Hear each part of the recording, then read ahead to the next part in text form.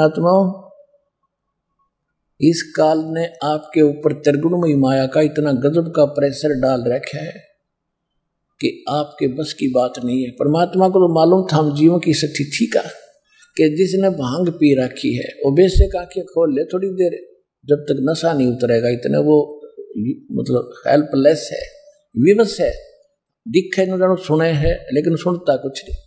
तो हमारे ऊपर इतना प्रेशर है त्रिगुणमयी माया का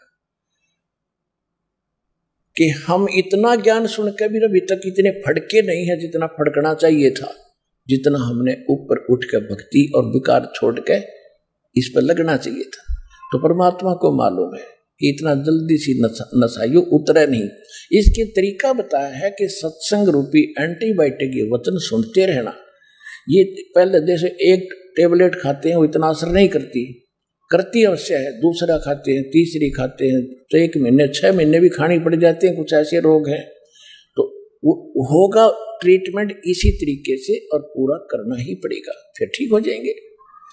कबीर ये माया अटपटी सब गट आन अड़ी, किस किस को समझाऊं या कुएं भांग पड़ी।